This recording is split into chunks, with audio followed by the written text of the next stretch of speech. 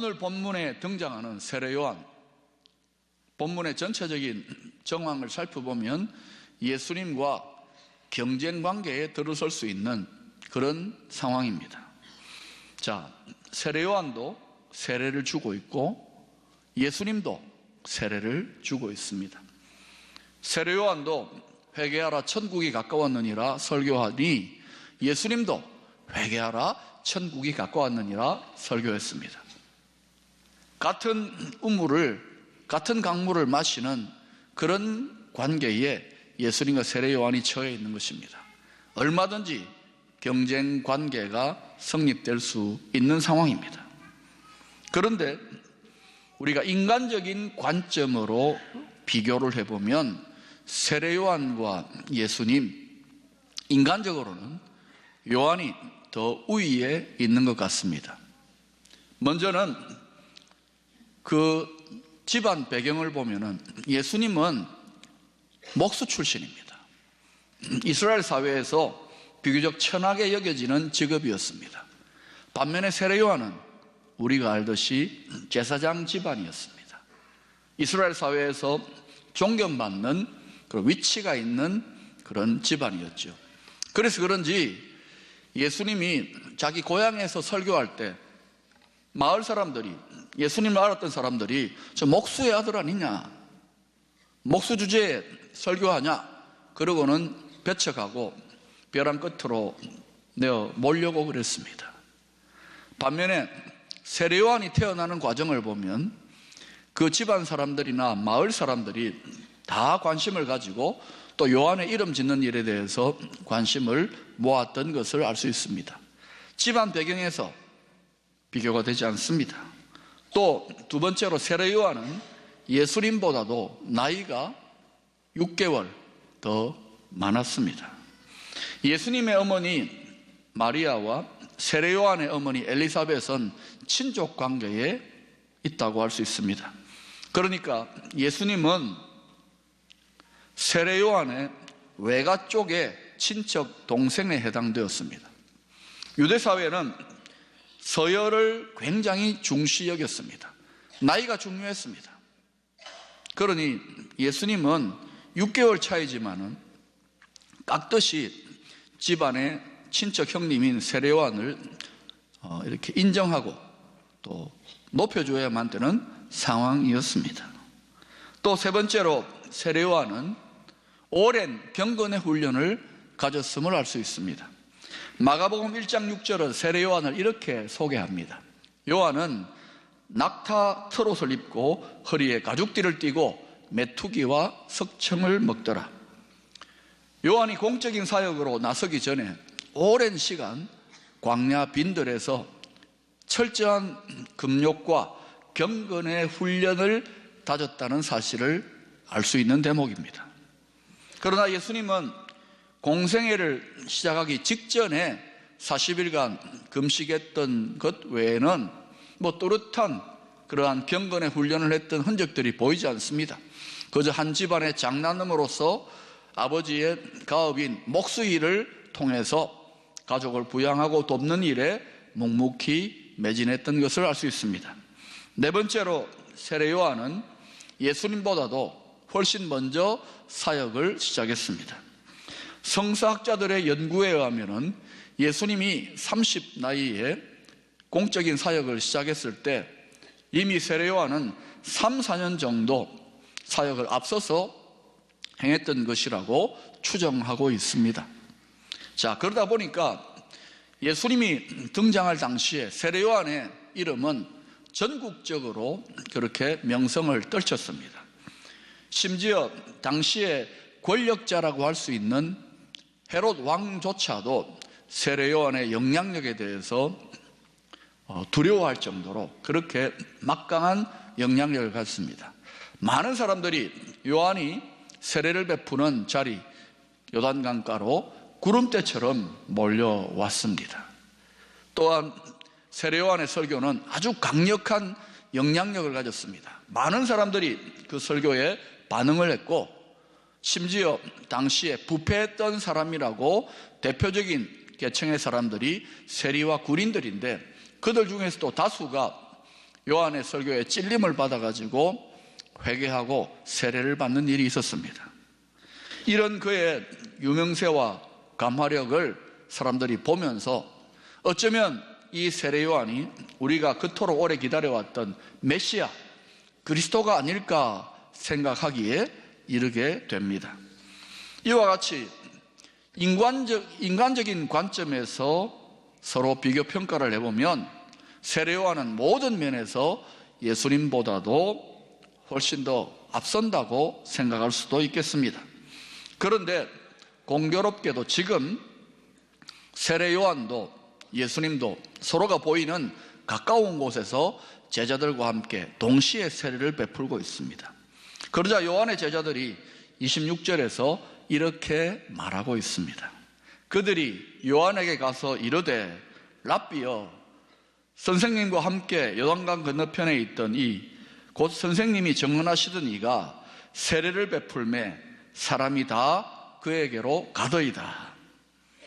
자, 그런데 제자들이 스승 세례 요한에게 하고 있는 이 표현이 굉장히 재미있습니다. 그냥 예수님 하면 될 것을 선생님과 함께 요단강에 있더니, 요단강 건너편에 있더니 곧 선생님이 정언하시더니, 왜 요한의 제자들은 예수님의 이름을 직접 언급하지 아니하고 이런 식으로 빙빙 돌려서 그렇게 이야기를 하고 있는 것일까요? 이것은 마치 이름을 직접 사용하지 않고 저 친구, 저 사람, 저 양반 이렇게 표현하는 방식과 비슷합니다. 요한의 제자들이 자신에게 오던 많은 사람들을 다 빼앗아간 예수님에 대해서 거부감과 불편한 마음을 갖고 있었던 것입니다.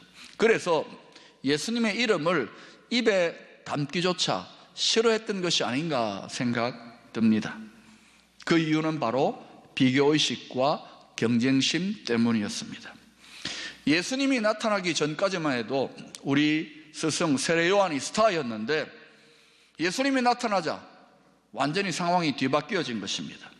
세례 요한의 제자들은 졸지에 자신들이 찬밥 신세가 되고 예수님과 그 제자들이 주목을 받는 이런 상황에서 자신의 스승에게 어떤 조처를 취해야 되지 않느냐고 그렇게 불편한 심기를 호소하고 있는 것입니다. 세례 요한은 당시의 백성들에게 칭찬을 받는, 큰 칭송을 받는 선지자였습니다. 그를 따르는 많은 사람들이 있었고 또 그는 많은 제자들을 거느리고 있었습니다.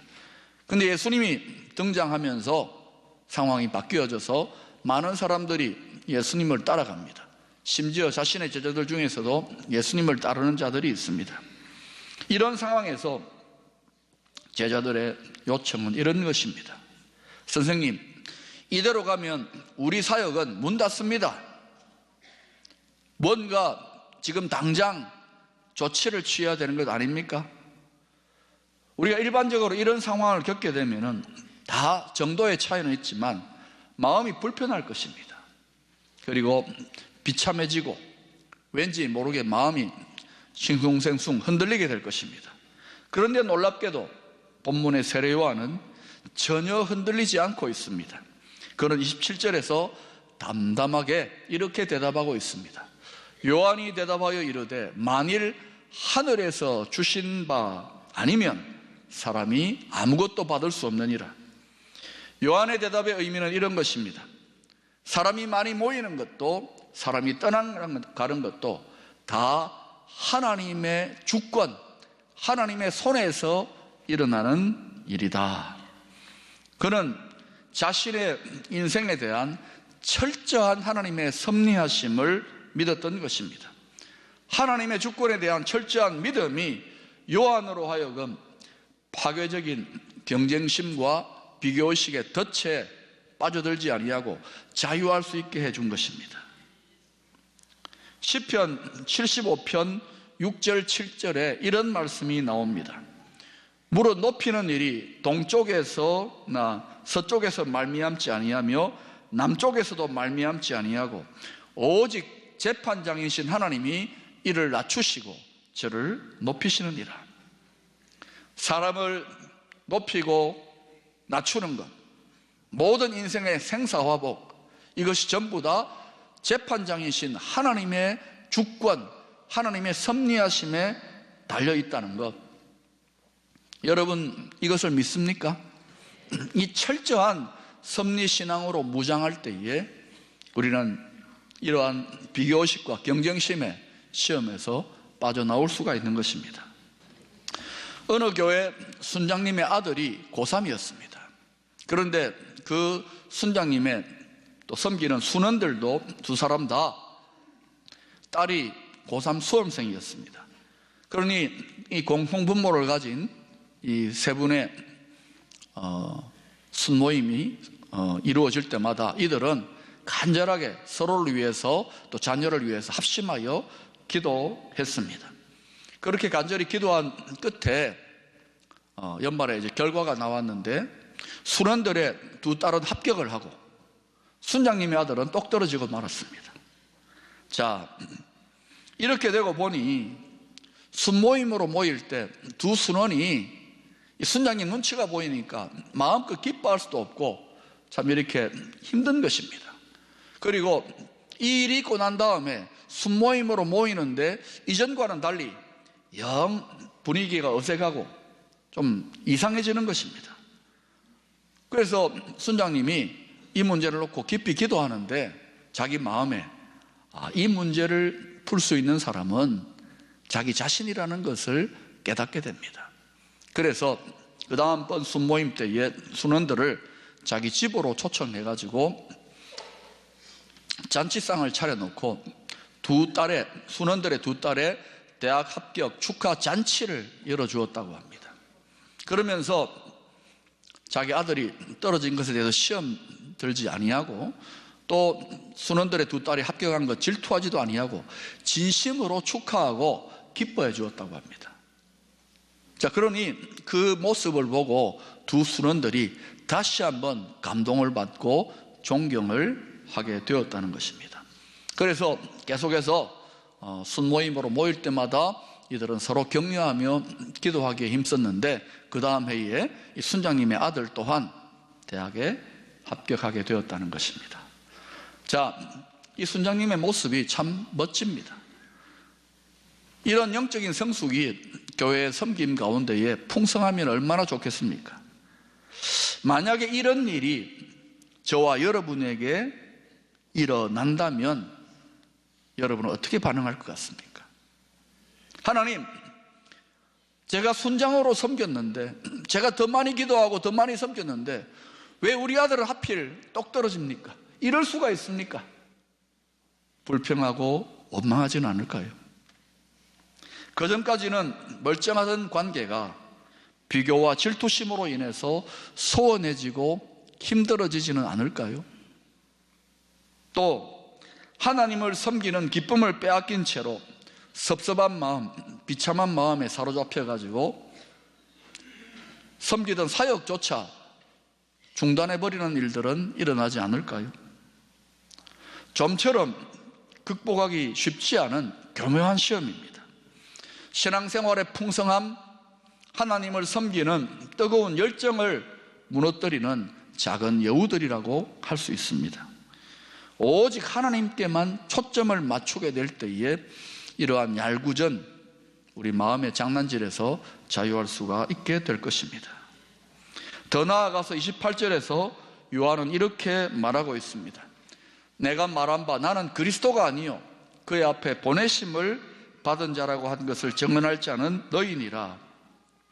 요한은 다시 한번 자신이 메시아 그리스도가 아니라 그 메시아의 오실 길을 앞서 예비하는 자라는 것을 분명하게 밝히고 있습니다. 이것은 자신의 위치, 자기 자리가 어디인지를 확실하게 그가 깨닫고 있다는 것을 말하고 있는 것입니다. 여러분, 사탄의 문제가 무엇입니까? 사탄은 본래 하나님 가장 가까이에서 하나님을 섬기는 자였습니다. 천사였습니다.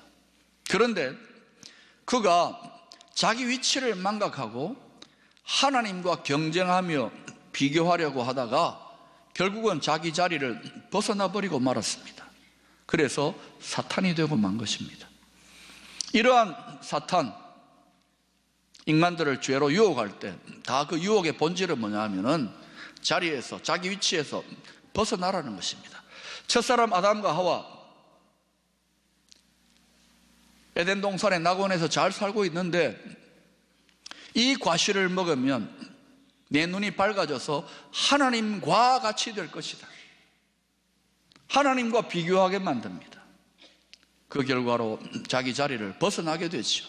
자기 위치를 벗어나게 되는 것입니다. 나중에 나무 사이에 숨어 있는 아담을 하나님이 찾아오셔서 묻지요. 아담아, 내가 어디 있느냐? 이 말은 무슨 뜻입니까? 아담아, 네가 지금 있어야 할 자리가 아니라 엉뚱한 자리에 있다는 것을 알아야 한다는 것입니다. 죄의 본질은 무엇입니까? 자기 위치, 자기 자리를 벗어나는 것이 바로 죄의 본질입니다. 작년 말부터 온 나라를 떠들썩하게 만들었던 이 국정농단의 사태 또한 깊이 파고 들어가 보면 결국은 몇 사람이 자기 자리, 자기 위치를 벗어나서 엉뚱한 곳에서 자기 역할을 하려고 하다가 일어난 일이라고도 할 수 있을 것입니다. 하나님 앞에서 또 교회 가운데에, 가정 가운데에, 직장 가운데에 우리에게 정해진 위치가 있습니다. 세례 요한처럼 각자의 위치를 바르게 깨달아 알아서 그 위치에서 묵묵하게 감당하게 될 때에 거기에 아름다움이 있고 거기에 만족과 열매가 있는 것입니다. 더 나아가서 29절에서 세례 요한은 놀라운 고백을 하고 있습니다. 신부를 취하는 자는 신랑이나 서서 신랑의 음성을 듣는 친구가 크게 기뻐하나니 나는 이러한 기쁨으로 충만하였노라. 그저 경쟁심에서 자유하게 되는, 질투심에서 자유하게 되는 정도를 넘어서서 기쁨으로 충만하다고 표현합니다. 고대의 이스라엘의 결혼 문화는요, 결혼식 준비를 이 친구들이, 들러리들이 다 해줍니다. 그래서 신랑 친구들이 결혼식 첫날 준비까지도 다 친구들이 합니다. 그렇게 해놓고 신랑을 기다립니다. 신랑이 도착했다는 소식을 들으면은 신랑의 친구들, 들러리들은 기뻐하면서 신랑을 맞이해가지고 신부가 있는 신혼방으로 인도해 줍니다. 그리고는 기뻐하면서 그 자리를 떠난다고 합니다. 자, 결혼식에서 신랑이 주목을 받고 주인공이 되는 것은 당연한 일입니다. 신랑의 친구들이 수고하고 애썼다고 해서 왜 자기들을 몰라주고 모든 관심을 신랑에게만 집중하느냐고 불평하고 원망한다면 그 사람 어리석은 사람일 것이고 오히려 이상한 사람일 것입니다. 요한은 주님이 이스라엘 백성들을 만나는 그 사실을 신랑이 신부를 만나는 것에 비유하여서 자신은 신랑 친구의 기쁨으로 충만하다, 들러리의 행복으로 충만하다라고 고백을 하고 있는 것입니다. 이런 행복, 이런 기쁨, 그 누가 빼앗아 갈 수 있겠습니까? 여러분, 우리가 주님을 섬기다가 하나님의 자녀됨의 행복, 구원받은 자의 즐거움, 주님을 섬기는 자의 기쁨을 빼앗겨버리는 일들이 왜 일어납니까? 바로 이와 같은 시험들, 그 덫에 빠져가지고 우리가 이 행복, 이 기쁨을 빼앗겨버리는 것입니다. 잘 지킬 수 있기를 축원합니다. 내가 들러리라도 좋다, 내가 종이라도 좋다, 그런 마음의 상태를 가지게 되면 누가 과연 그 기쁨을 빼앗을 자가 있겠습니까? 사도 바울이 로마 감옥에 투옥되어 있을 때에 빌립보 교회로부터 소식이 전해져 옵니다. 바울이 감옥에 갇혔을 때부터 그의 경쟁자들이 오히려 더 열심으로, 이전에는 좀 게으름을 피웠는지 몰라도 더 열심으로 복음 전도를 하기 시작합니다. 이렇게 해서 감옥 속에 있는 바울을 낙심시키고 괴롭게 하려고 하고 바울의 이름에 영향력을 지워버리고 자기의 이름과 자기들의 세력을 더 높이려고 합니다. 이런 소식을 듣게 됩니다. 자, 이런 소식을 만약에 여러분이 들으면 어때요? 기분 좋겠습니까? 저 같으면 기분 좋지 않겠습니다. 그런데 이 소식을 전해 들은 바울의 반응은 전혀 뜻밖입니다.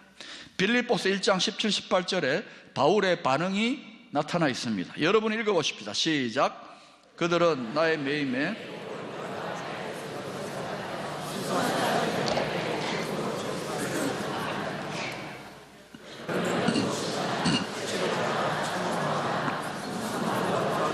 전파되는 것은 그리스도니 이로써 나는 기뻐하고 또한 기뻐하리라. 바울 역시 요한이 고백한 종류의 기쁨이 충만했던 것입니다. 기뻐하고 또한 기뻐하노라.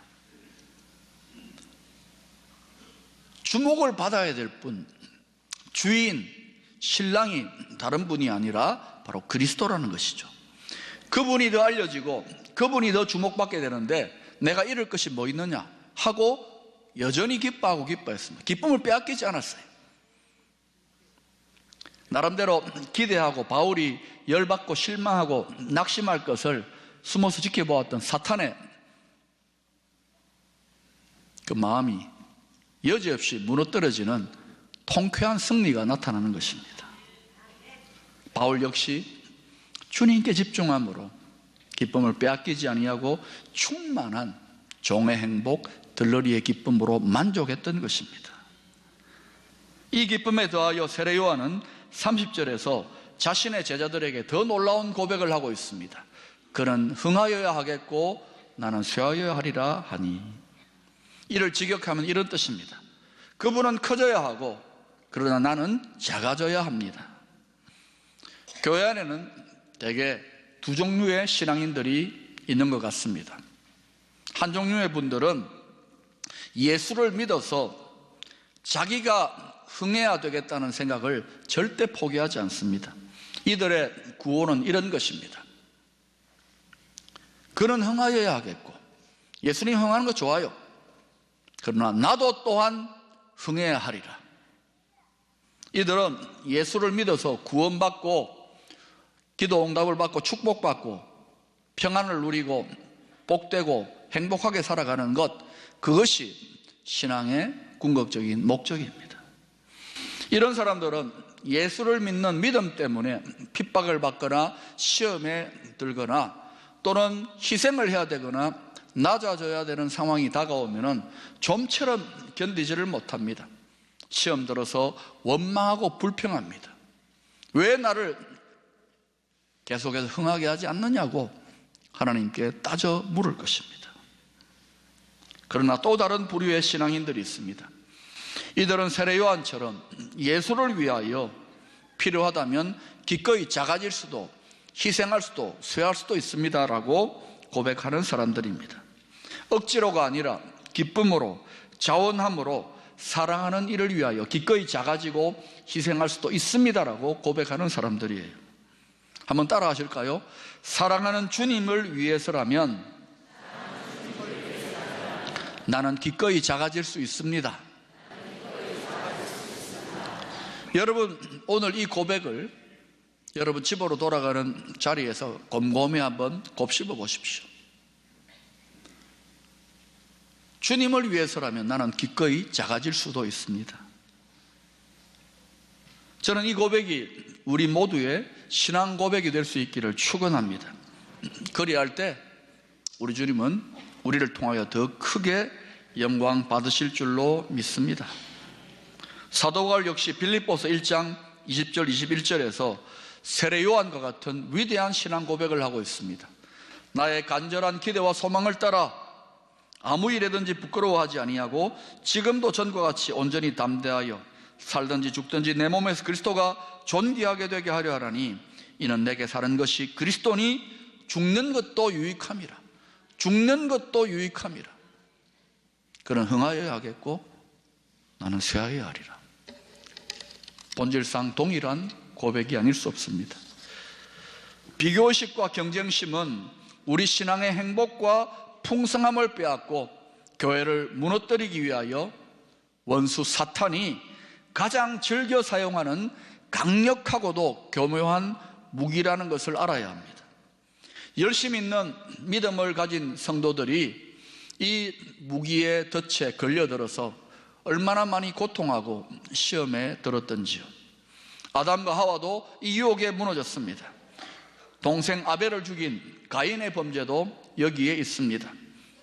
사울 왕과 다윗의 이야기는 이 경쟁심과 시기심이 얼마나 파괴적인지를 단적으로 보여주는 예입니다. 이 강력하고도 교묘한 시험을 멋있게 이겨낸 세례 요한의 모범을 저와 여러분도 잘 본받을 수 있기를 축원합니다. 주님께 온전히 집중함으로 우리 각자의 위치를 제대로 깨달아서 비교의식과 경쟁심의 덫을 이겨내고 기쁨으로 주님을 끝까지 섬길 수 있기를 바랍니다.